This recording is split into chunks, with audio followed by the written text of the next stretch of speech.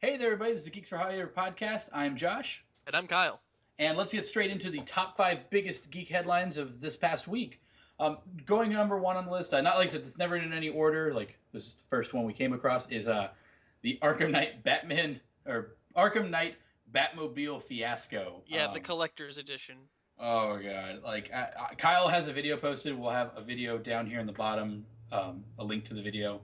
Uh, I but just I just gave a quick unscripted just first impression of how I feel about people shelling out $200 for this and then it being canceled. So check out the video if you're interested. Yeah, we won't cover too much on it, but the video is very good on that aspect. It sucks. We'll leave it at that.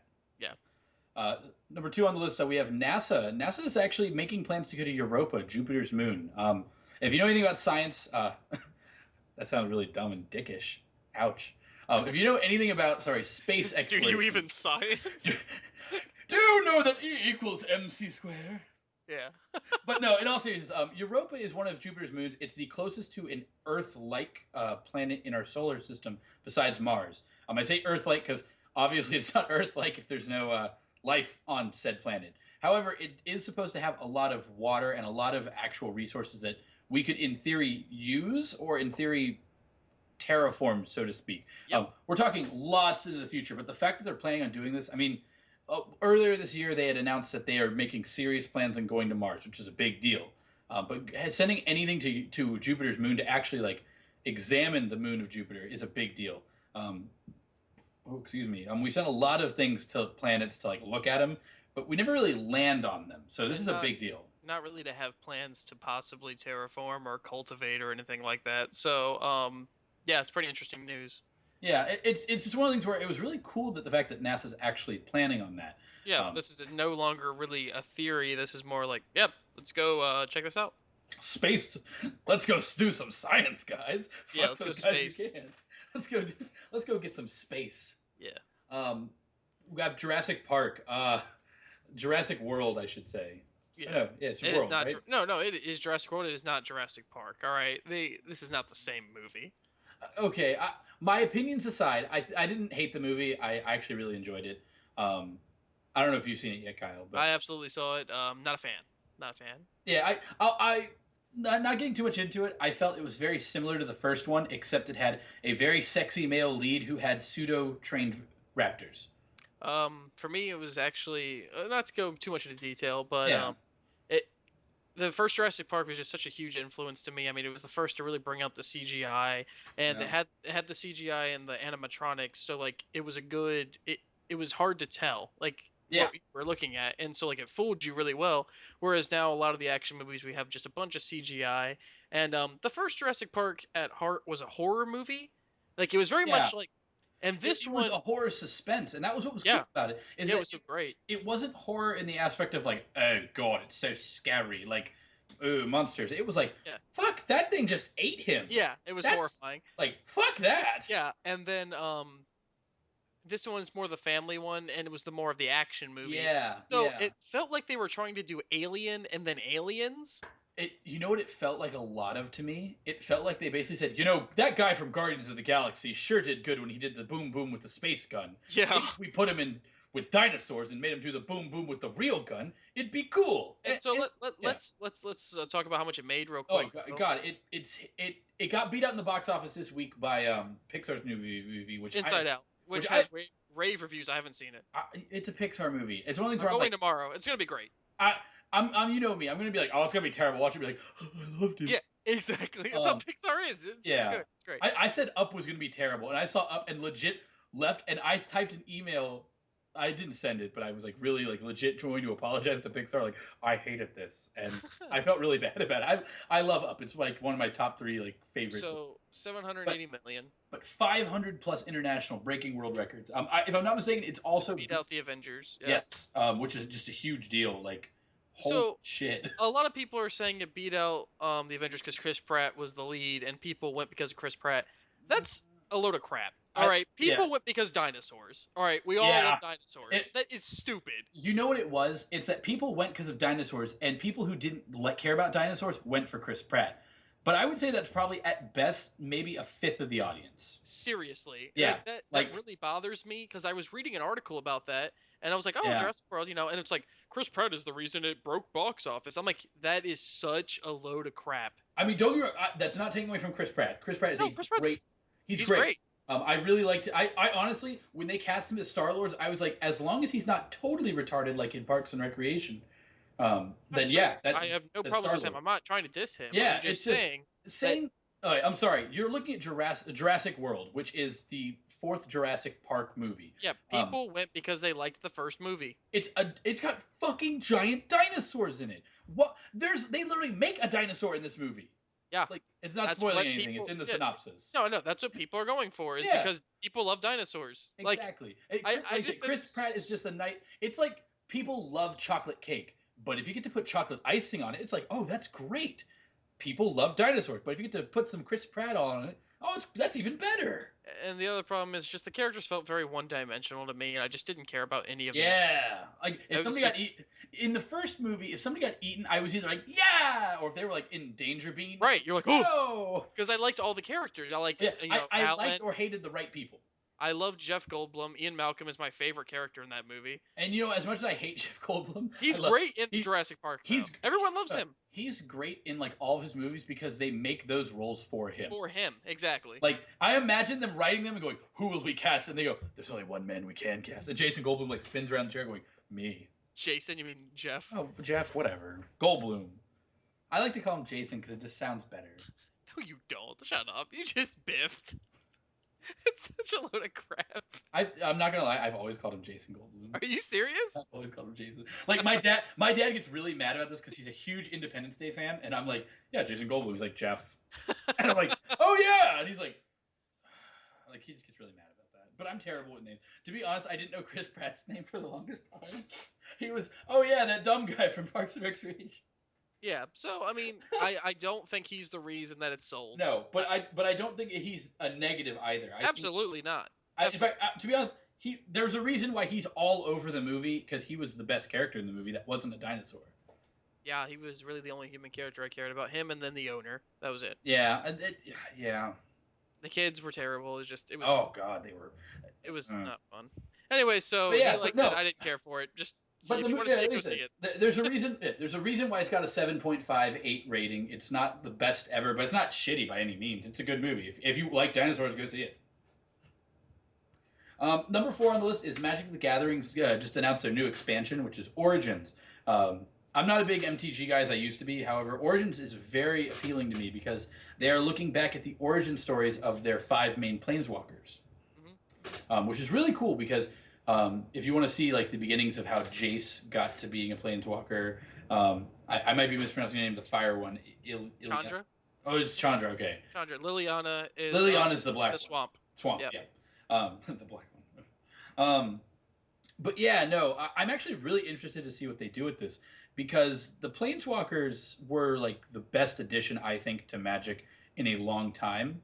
Yeah, it really completely revamped the style of play. Like it added a new element, and it didn't feel overpowered or anything. Exactly, like that. And it personalized things. Having that in your deck was cool because being able to like draw your Planeswalker and be like, and like that was a legit game changer. Oh yeah, absolutely. And having Origins basically go back to their roots, so to speak, of because I mean they've got a fuck off amount of planeswalkers now, like, which makes sense. I mean, with all the different expansions and different worlds and how they work Magic's like storyline. Yeah. I'm glad that they're going back to basics because Origins looks like a much simpler set in the sense of that they're not trying to like go ape shit wild with everything like they have been with their past. That makes sense. Yeah, and I like that. Like, I think that's a big deal. They've had a few cards that they revealed. Nothing special. Like honestly, I was like, eh. Like one of them was like it's a two plains island, and it's like your island cards cost 1 less, your plains cards cost 1 less, and your opponent's everything costs 1 more. Like, it's cool. Yeah. Like yeah, exactly. I'm like nothing like groundbreaking, but nothing that I was like, oh, that's stupid. I was like, maybe they'll show better cards next time. But I am interested to see what they go with that. I still do some Friday Night Magic, but it's Magic is always like really like hit or miss depending on the set they're on. Yeah, I'll either be really for it or just like, I'd rather spend my money over here for now, and then I'll come Yeah, back or whatnot. Yeah. yeah. So, and the number 5 on the list is Stars just announced that they've greenlighted the American Gods TV series. Now, Kyle, I don't know how much you know about American Gods. I know well enough. I mean, I work at a used bookstore, Yeah. so I see it all the time. But Neil Gaiman, one of the best writers, He's huge. yeah. I mean, I don't need to give the laundry list of his accomplishments. Yep. But American Gods, I think, is one of his greatest written works, just book wise. Absolutely. No doubt. And it's a fantastic story. I was super hooked into the book. I actually went into it expecting fully to not like it, and I loved it. It's one of the few books I own like 3 or 4 copies of because I like it that much. Yeah. And seeing that they're making a TV series, it kind of goes back into that whole thing we talked about last podcast about all the different stories and geek shows that are coming on. This one is one of those ones that's going to be a lot like Walking Dead, where a lot of people probably aren't going to know about it. And if Stars advertises it right, and casts it right, it's going to be huge. Like American Gods is well written enough where you don't really need to do too much to it. It's a good story already. So big news there for that. Yeah. Also, Neil Gaiman has done quite a bit in comics work. I mean, for DC Sandman. Comics, Sandman. I mean, enough said. For those of you who don't know, Sandman is his comic. So. Yeah, it's the only comic that's not a DC comic. It's Vertigo. Well, I mean, Vertigo is owned by DC, but yeah, that's what I'm getting at. But when you think DC, you think Batman, Superman, Wonder Woman. His characters from Sandman have crossed over into the DC universe and stuff like that. Yeah, but so technically, but they're not the atypical. Is what I'm kidding. They're not. And plus, he's friends with Alan Moore, who did The Killing Joke. I mean, one of the greatest Batman stories of all time. So that's a whole story unto itself. I love The Killing Joke. And I love the story behind The Killing Joke. Yeah, it's deep. I mean, yeah, like and was actually into the Joker's character, which you never get to see and stuff. And then it's a whole cliffhanger at the end. But maybe I'll do a video on that. We don't need to talk about that right now. No. Just Neil Gaiman. Yeah, Neil Gaiman's got a TV series coming. There you go. Yeah, it's gonna be good. Shifting right along, we're going into the next the top 5 comics to read this week. As always, Wednesday is Comic Book Day, and we want to make sure that you are picking up or at least considering these 5 titles to either tack onto your list or get hyped for. We're topping it off with We Are Robin. That's number 1 for We Are Robin. Kyle's got a Robin video coming out this week.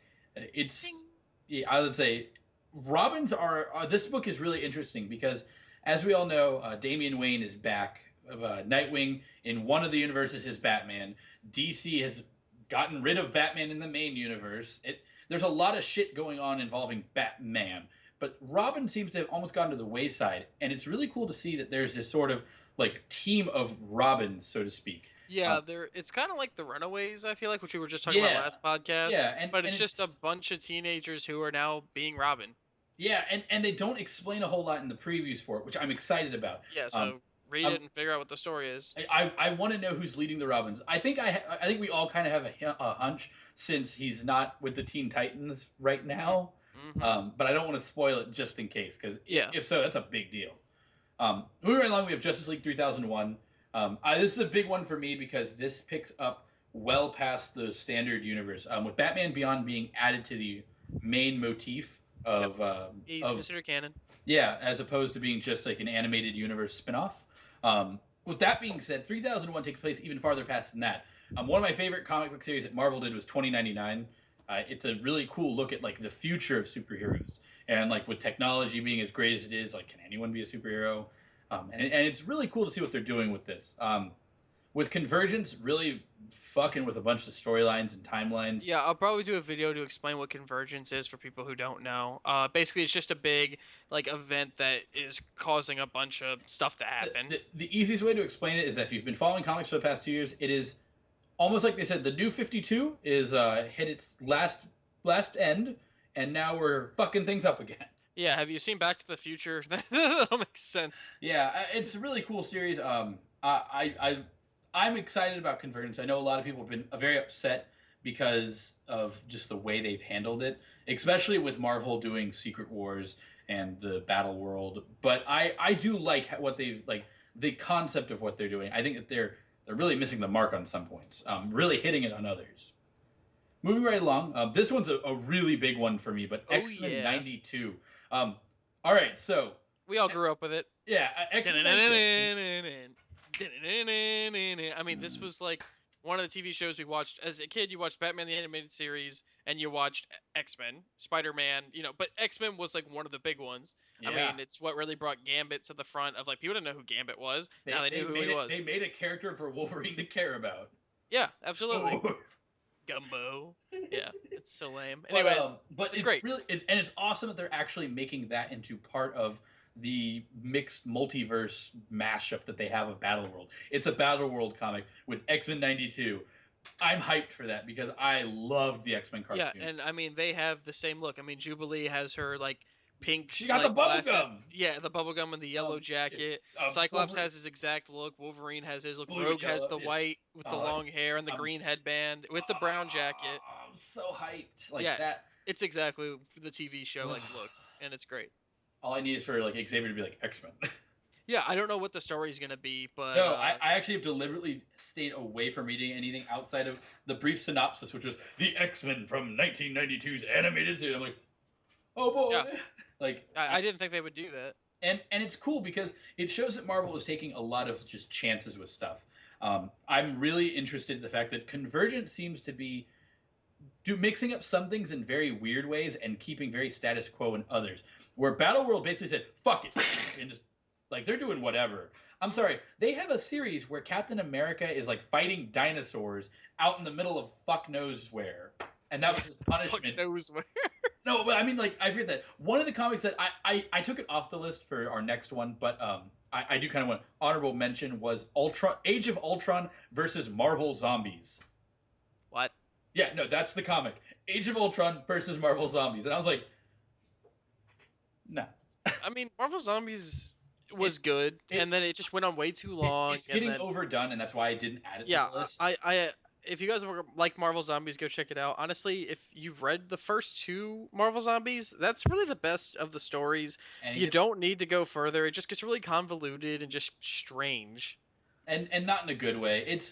It was at the very like beginning of when the zombie craze was going on. Yeah. And like I hate to say it, Marvel actually got really lucky and they hit it like right before the peak. Yeah. And so they were going into the peak. And I mean, some of the art's amazing, like in Marvel Zombies. Like some of the covers are just insanely awesome. And it's a cool what if story. But as like an overall, like, if I was to say, is it like in the top 10 best comic stories? Oh, never. God, no. I would never put it there. I wouldn't even put it in the top 20. I'd put it in like the top 50. Like, yeah, I enjoyed it. Yeah, it's really fun, but it went on, like you said, went on way too long. Yeah, they're just milking it way too much. But yeah, I mean, if that's your thing, go check it out. But this is a cool thing. Like, I like the fact that they're just saying, fuck it. Let's see what happens. Yeah. Like, and I forget who the team who's doing it is, but if I remember correctly, they're like a younger team. So I'm like, okay, sure, let's do it. Yeah. Number 4 on the list I put was Black Hood number 5. Now, I'm an Archie Comics fan. I think Archie Comics has done a lot of really cool things over the years, particularly in the past, like, 3 to 4 years. I'm not including the Archie Comics, which, I mean, those are really good, but they're not for everybody. And I'm not including Sonic or Mega Man, which are total nerdgasms for most of us. But the comics are, like, gooberish. I believe this is actually Dark Circle Comics, though, that did this, right? Black Hood? No, Black Hood is actually all Archie. Archie owns a lot of things now. And Black Hood is a very different comic. It's a dark, gritty, yeah, it's got that Sin City type, like black and white to it. And it's really cool. I really like this where the series is going, and this ends their first arc. This is the conclusion to it. Yeah. Bullet's Kiss. Yeah. So I'm recommending it because I always think that the beginning and the conclusions are always the most exciting parts of comics. And I think this is going to be a really good one. I'm pretty hyped for it. It's one of the ones that I've been following because, like I said, I have a soft spot for Archie. They do crazy things way before anybody else. Archie versus Punisher is a thing. I would say Archie versus Punisher. Archie versus meets Archie. Yeah, Predator is there. Well, what's the new one? It's Predator and Archie. Yeah, Archie and Predator. Yeah. Yeah. That's not including the Afterlife with Archie, which is really, really, like, if you thought The Walking Dead was good, I hate to say it, but I almost would say that Archie meets the Afterlife or Afterlife with Archie or whatever is on par with that, and that's scary to me. Like, that Archie did that good of a job. I'm taking aside the huge Archie remake coming this July, which I've already pre-ordered like 3 covers for. I'm ready for that. Archie Comics looks like they're going to be a very Image Comics is going to have a hard time staying as the number 3 when you have somebody like Archie around, which I think is great. Competition always breeds better, Yeah, absolutely. better everything. And with the two big guys more so competing for like movie rights, it's nice to see that they're like going this route. The last one on the list is a bit of a shock, I think, to a lot of people. But when you understand why, um, you'll kind of see why we put it on there. Batgirl 41 is coming out this week, and in it, the synopsis is just straight out that Batgirl may be on her last legs because she's going to have to go toe to toe with Batman. Well, if you know who the new Batman is, yep, uh, it's not something you'd expect to have DC do. It once again, DC's doing some things that are very status quo, and some things where you're like, huh. Wow, that's yeah. And considering this, the new Batman does not fuck around.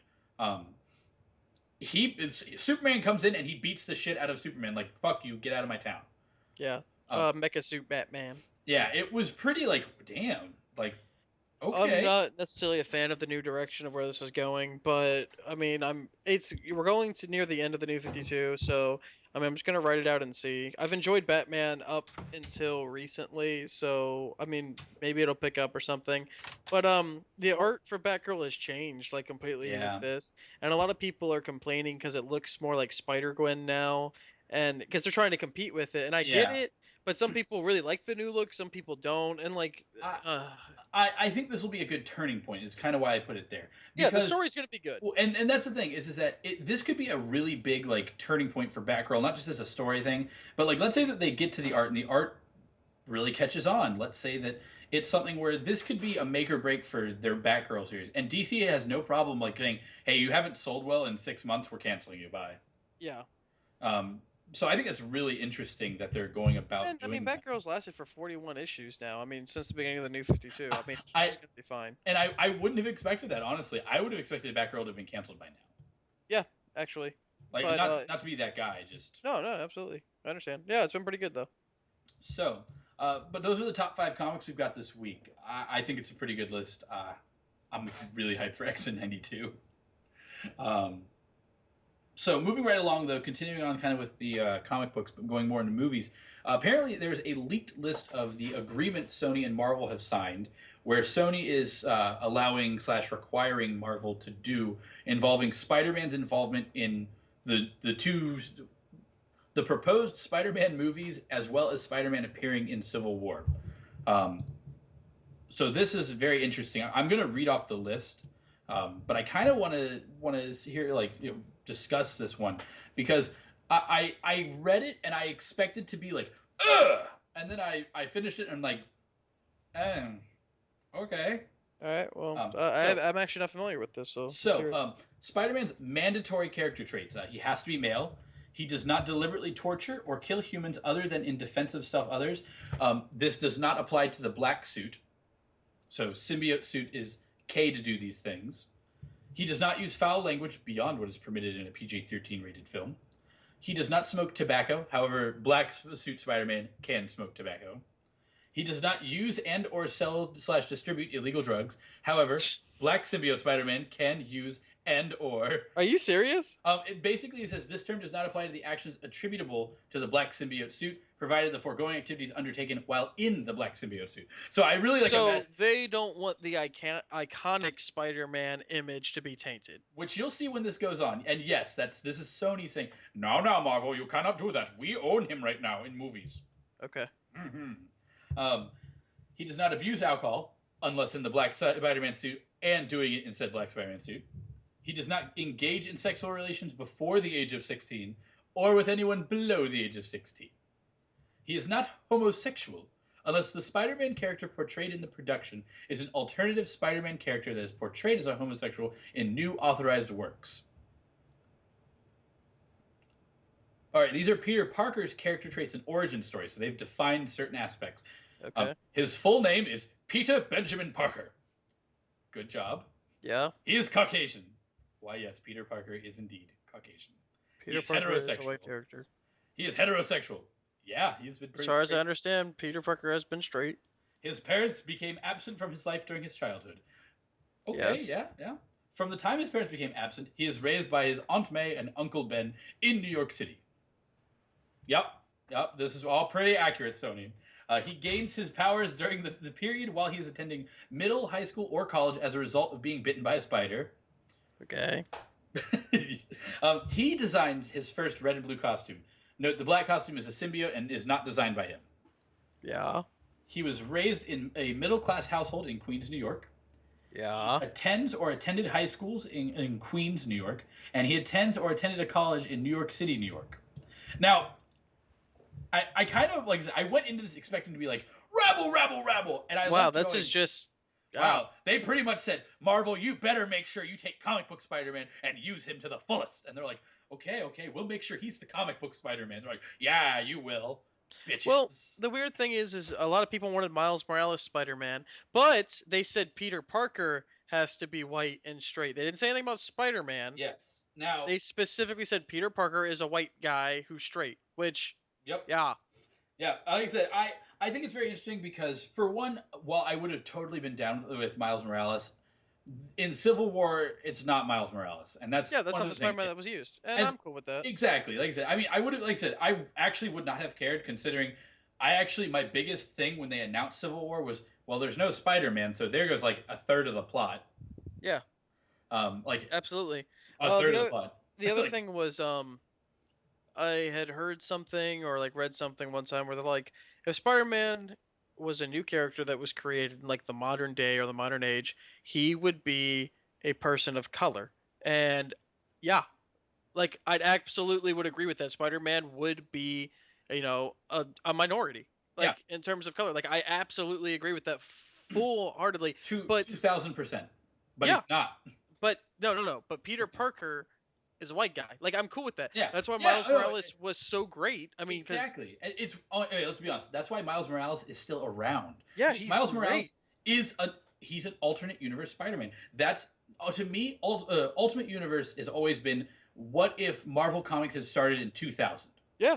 And if that was the case, yeah, Miles Morales would be Spider-Man. Would be Spider-Man. His storyline fits in so well with the modern concept of what Spider-Man is. And that's why I would have been totally down with Miles Morales in the movie. Because, okay, yeah, I mean, we now can have a whole intro story for a character that nobody really knows about. So what I'd actually be down with is if they used Peter Parker in the Civil War, and then when they did a Spider-Man reboot, just have Miles Morales. I'd be cool with that. I don't think they're going to do that, but I would like that.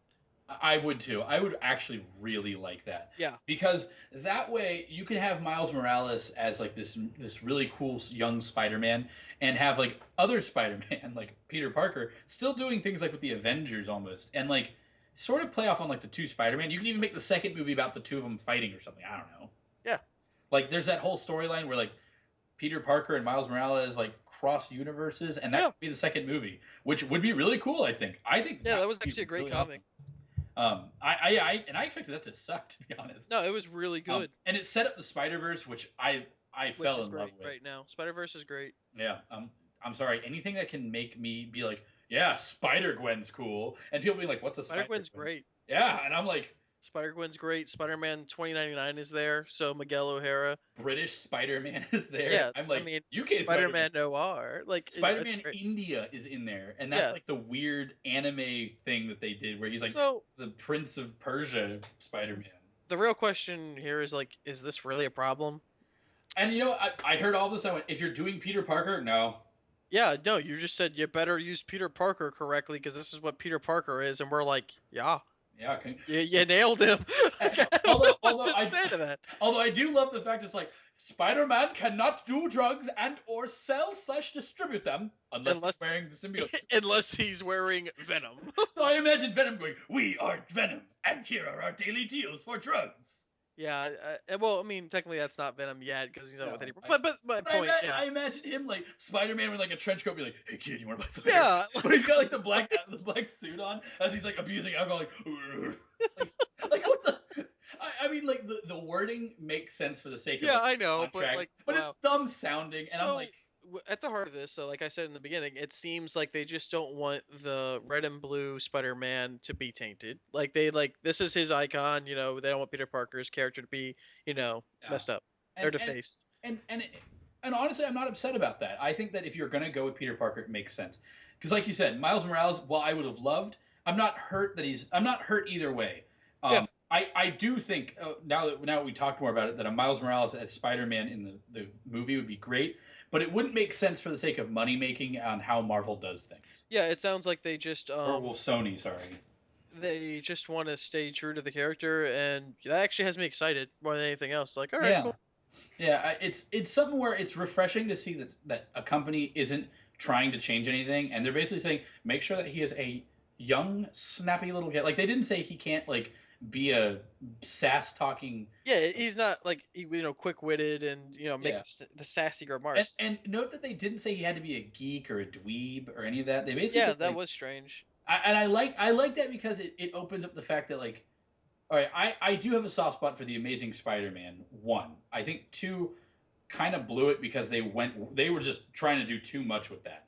I think that the original Spider-Man series isn't bad. It just went downhill really fast because they just stopped kind of giving a fuck. Well, And I'm sorry, the third movie did too much.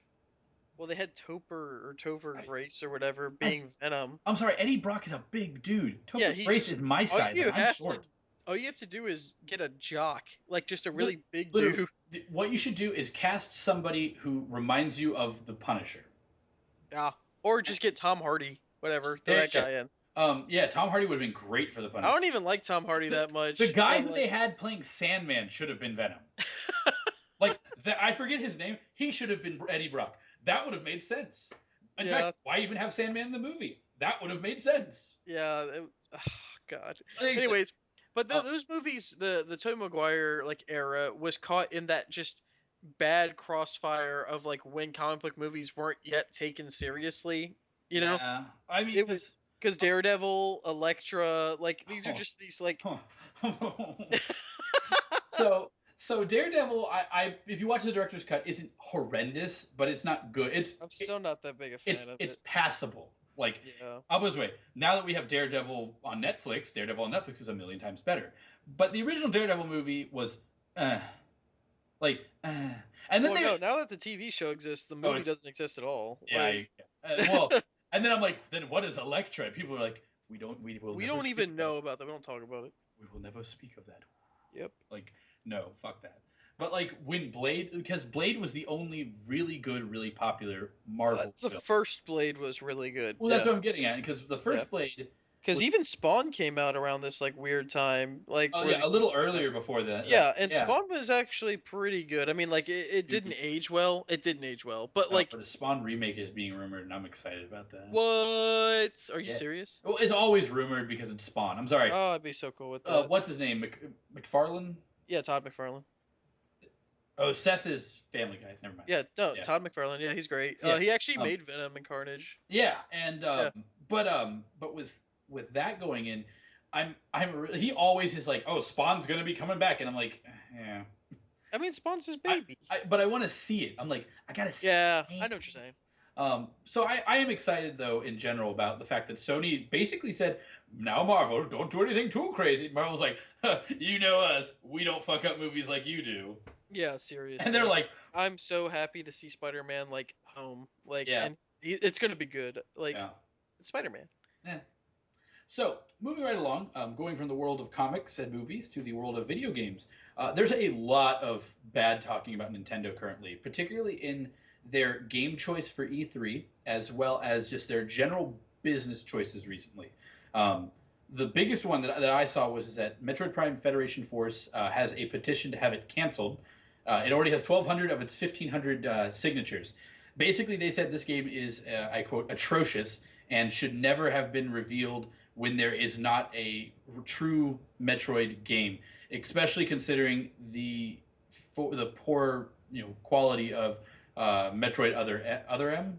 Yeah, other M. Other M. Um, these guys hate this game, and it basically looked like Monster Hunter with Metroid characters. Like, Yeah, I feel really bad actually for like Metroid fans. well, here's the thing. I feel really bad for the guy who made the game because there's a very big interview where the guy basically Did grills they him. slap Metroid on it?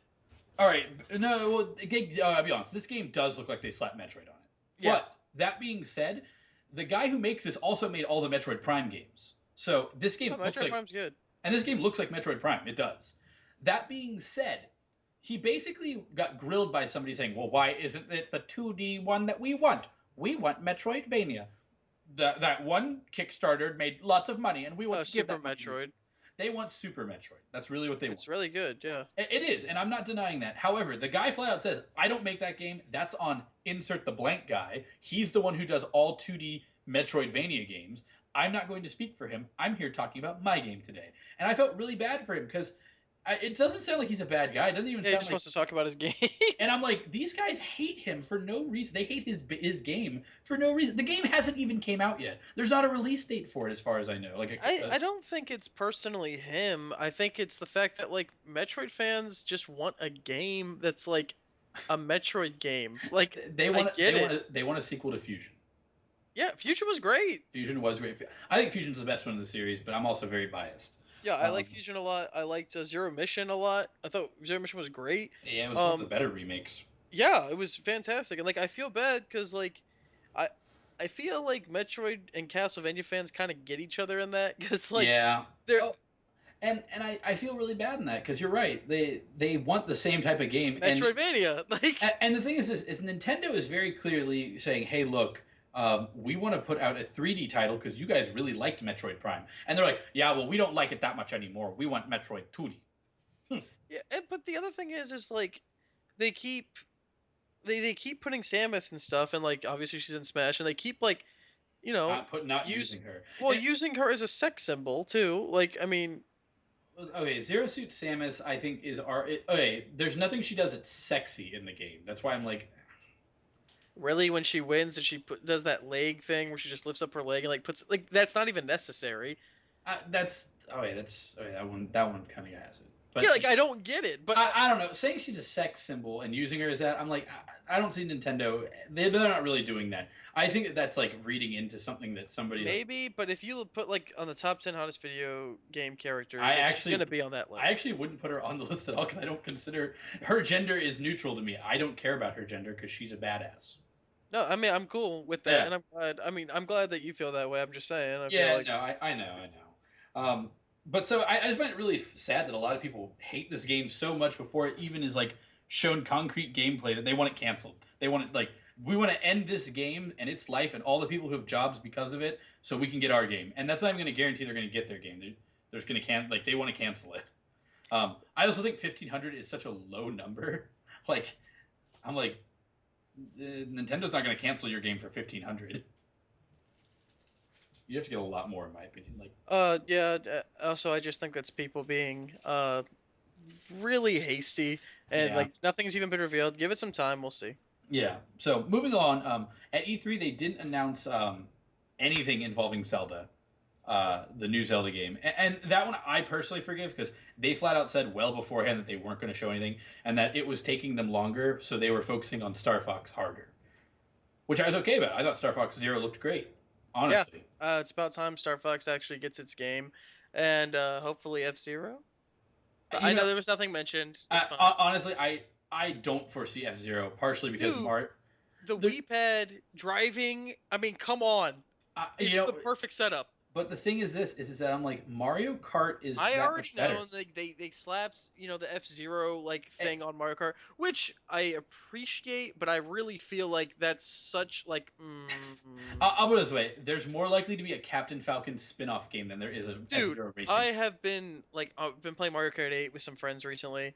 And I just put on the Captain Falcon amiibo, and I put on the Captain Falcon suit, and I use the Blue Falcon, and I get on Mute City, and that's as good as I'm gonna get. And I know the Falcon fans, and I know the F-Zero fans are like, yeah, you're right, and it's some crap. So I'm just saying, it's not fair. I'll put it this way: the last F-Zero games didn't sell well. The 5,000 of you who really want it, it's not enough for Nintendo. They gotta make money, man. Yeah, it would be cool. I think it would be really cool to see it, but I'm sorry. It would sell. That's the only thing that makes me mad is it would sell. It wouldn't sell. It wouldn't sell as much as you think. Like the F-Zero numbers, I'll pull them up for you sometime, but the F-Zero numbers are not that good.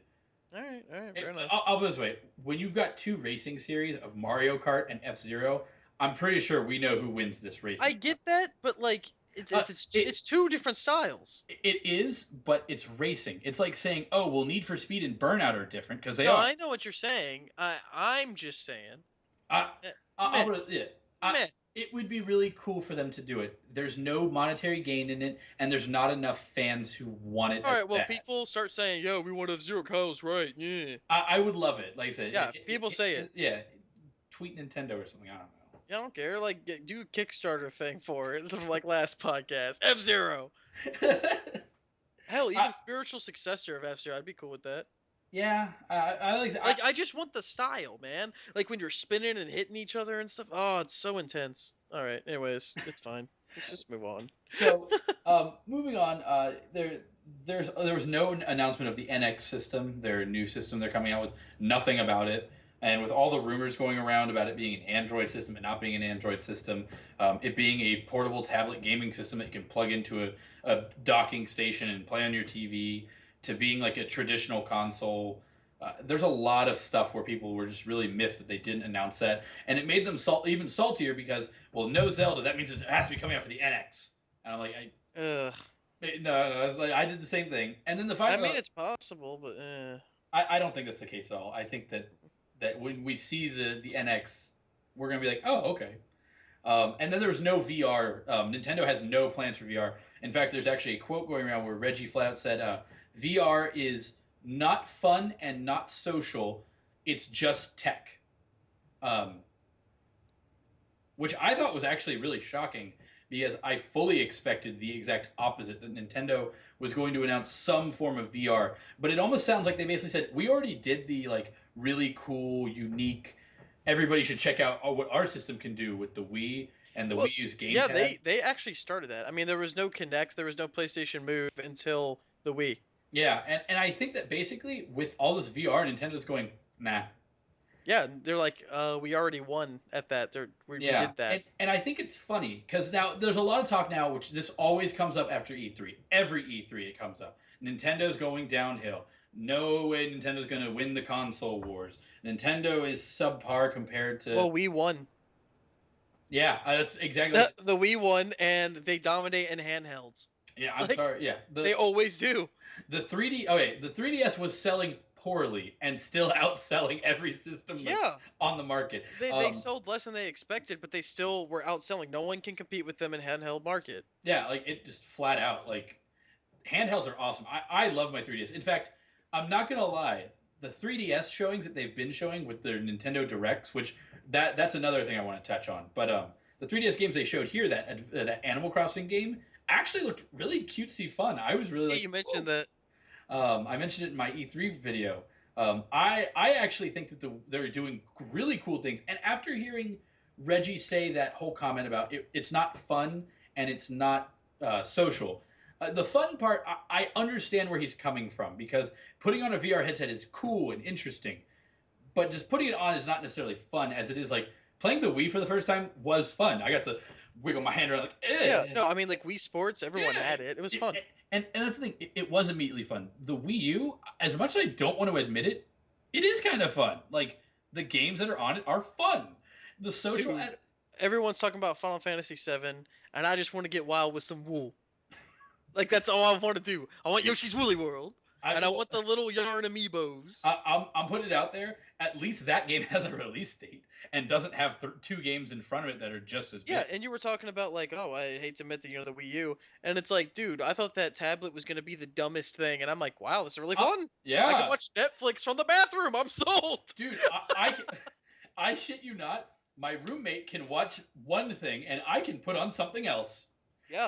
And that sounds dumb, but I mean, he's watching on the Wii U his one thing, and I'm watching on the gamepad my one thing, and yeah. I can play a game, and it is cool. People think like I thought it was gonna be so dumb, and I'm just like, well, you did it again, Nintendo.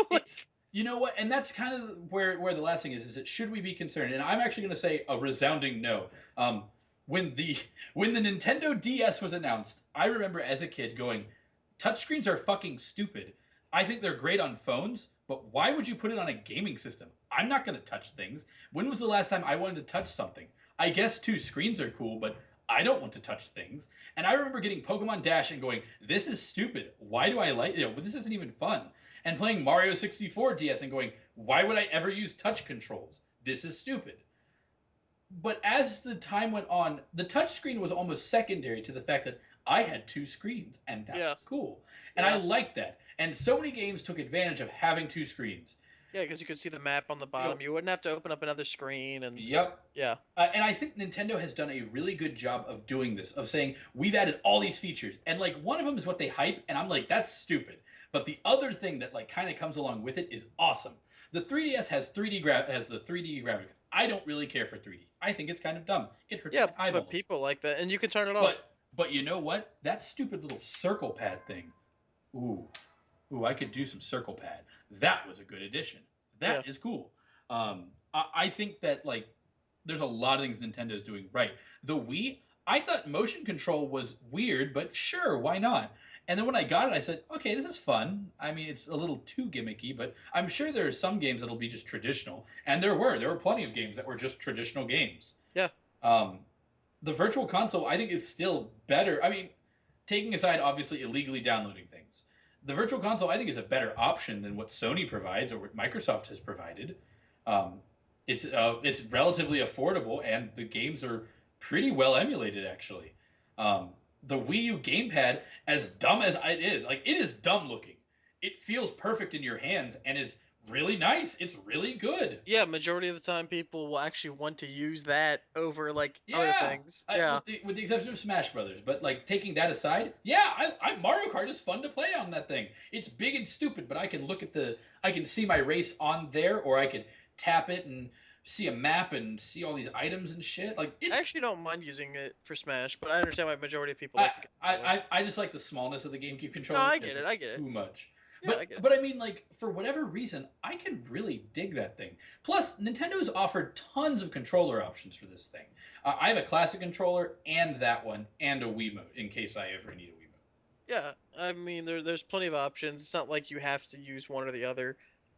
And I think that's really one of the benefits that Nintendo has is that while they don't have VR, which I actually agree with, there is very little social aspect to it. And fun, I think, is relative, but I get what they're getting at. It's not immediately fun to look at. VR is kind of dumb to look at.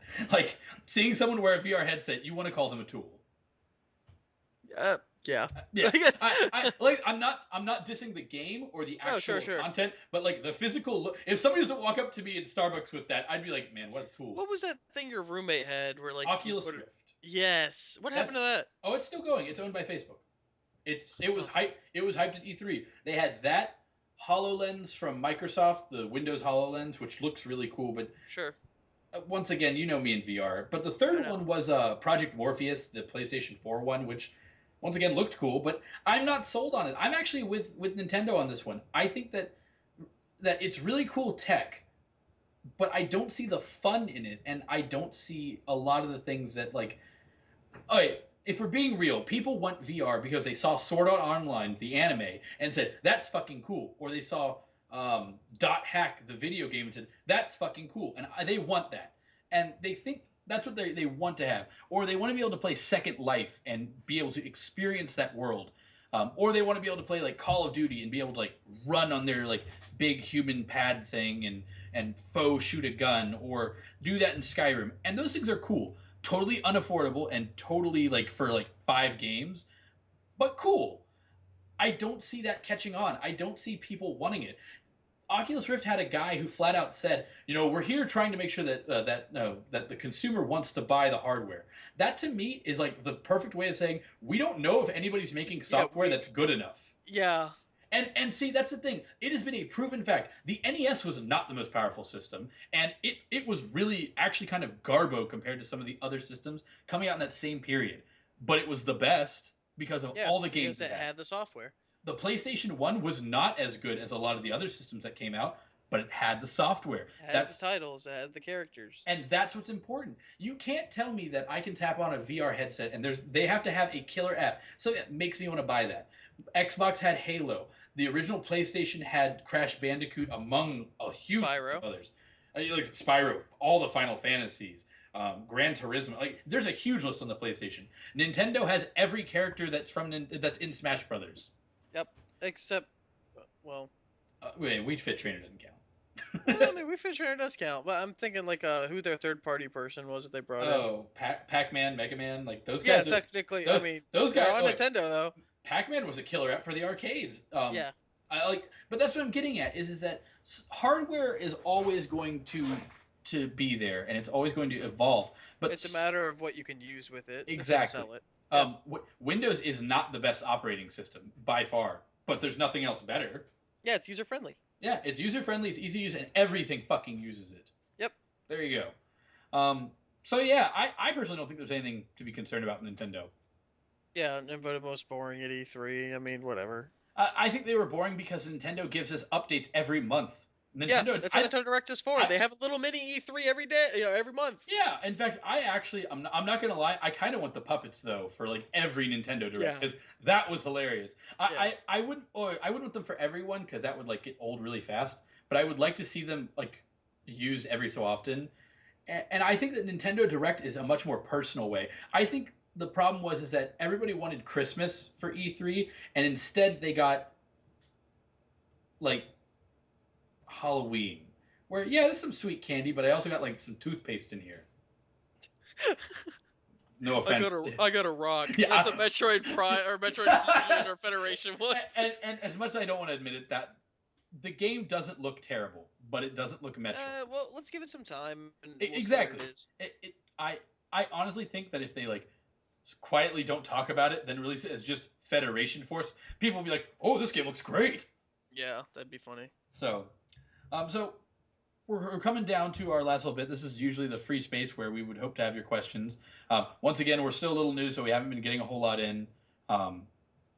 So if you'd like anything to like ask us anything, in a sense, hire the geeks for you to answer a question.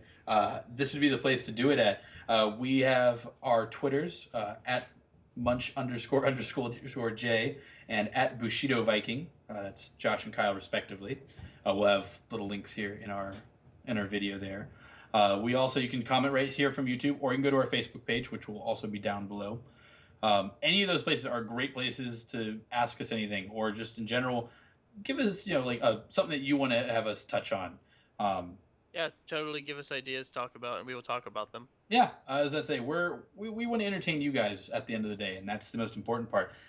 We want to hear if you guys want to say, you know what, I think that who do you think the best Robin is? And then we'll spend like a good 5 minutes arguing over it. We'll probably end up agreeing on some of them, but like, you never know. I will argue. You'll do. I will argue. I will argue for the sense of arguing. I really thought that Cassandra Cain was the best Batgirl, and I'm like, well, she was. No, she wasn't anymore. Yeah, exactly. Like I'm like, okay, sure. Yeah. So, give us stuff. Yeah, please. We'd love it. This is only our second podcast, though, so yeah. So we're not mad at anyone. There are only winners here. Yep. So that being said, we are coming down to the last bit of it, where we like to give 2 minutes to each of us to sort of gab off about whatever it is that they are interested in letting people know about. Kyle, as always, I like to let you go first. So whenever you're ready, let me know. All right, go ahead and start now. All right. I just want to say a big thank you to my Batman Arkham Knight video, passing over 1,000 views within a week. To be on like our first video for a no-name channel, that is huge to me, and that's huge to both of us. And so it's a big thank you to all who view it and who comment on it and like it. And I just love responding to the comments and stuff you write on it. And I've had no negative comments to me or anything, and it's just been a good time. So thank you so much for that. That being said, on Monday, I'm going as the Red Hood. I'm dressing up for the midnight release, and I'm super stoked. I already went as Nightwing to Katsucon, and so now I'm going as Red Hood. I got my mask and everything. If you want to see pictures, I'll upload them to the Geeks For Hire Facebook from our midnight launch event, and I'll probably put some on my Twitter if you're into that. Yeah, come check it out. It'd be a lot of fun to talk about it, how I made it, and stuff like that. And I'd be totally down to get pointers or even tips for future cosplays. If you didn't know I did that. The other thing, Jurassic World, we did touch a bit on it. It's definitely not for me. I did have fun with my friends because I basically did Mystery Science Theater and just made commentary from it like the whole time and was just laughing it up with my friends, and like that made it fun, but I wasn't a fan of the characters. They were very one-dimensional to me. Um and maybe I should start doing movie reviews. I mean, I go to the movies enough. Maybe I'll start doing that. If you're into that, let me know. I can definitely give my 2 cents on it. I don't want to say I'm becoming like an angry, cynical old man or anything like that, but like I seem to be getting less and less excited for these movies because they just keep letting me down. Like it's really upsetting. So that's just my few thoughts on that. Cosplay Batman coming out, and Jurassic World wasn't for me, but if you like dinosaurs, go check it out. You'll probably still have fun with your family. All right. So, with that being said, um, so I want to touch on a couple things. I saw Jurassic World as well. I, it was good, but it wasn't great. I expected more considering everybody said it. But that being said, as much as I hated to admit it, it got me more hyped for Ant-Man because I'm really hopeful that Ant-Man is that kick-ass. Like Ant-Man, there's a part of me that is like, if it fails, I don't know what I'm going to do until next year because movie-wise, I'm like eh, eh. Uh, but I'm hoping that Ant-Man kicks ass. I'm going to be a little. I do want to make a quick shout out. One person was very upset at my video on E3 about my meh comment to Halo 5 and requested I gouge my eyes out. Props to you, man, because I'm not gonna lie, I read that and busted out laughing. Uh, I don't hate Halo, but I also am not necessarily the biggest fan. I'm sorry. It looked great though. I thought it looked really fun. Just it looked really like Destiny, which makes sense considering Destiny's owners, the original creator of Halo, makes Destiny. So that being said, I wasn't too shocked by that. But thank you for the comments. Still, I thought it was hilarious. Made my day, and I actually made a very big joke before our last podcast about BB reaction of me actually gouging my eyes out, which I might just do as a joke just for shits and giggles. Outside of that, I'm actually going to be moving here soon, so there may be a delay on any videos featuring me solely. The podcast will not be delayed. These are very fun, and I would not miss it for the world. However, the editing software and editing process is a little bit rougher on me when it comes to making videos when you're in the process of moving, especially with the circumstance for it. Outside of that, I really want to know if I should get the new 3DS because with all the games using the amiibo on it, I'm really like, do I want to give up my special edition Yoshi to 3DS for this? I don't know. So let me know. And so with that, guys, we are all out of time. This is the end of our show. Thanks for listening. As always, if you like the video, go ahead and like us. If you don't want to listen to the full video or watch the full video, we're now on SoundCloud, so you can actually download it, or you can listen to it directly from them. That way you can have us on the go wherever you are. We'll have the link for that below in the bottom. If you want to talk directly to us, there is the comment section here. There is our Facebook. There's also our Twitters, which are directly to us. They're not always going to be focused on Geeks for Hire, but don't be surprised if you see a lot of hashtag G4L. Outside of that, I got nothing. So thanks for watching. Once again, I'm Josh. And I'm Kyle. Y'all take it easy.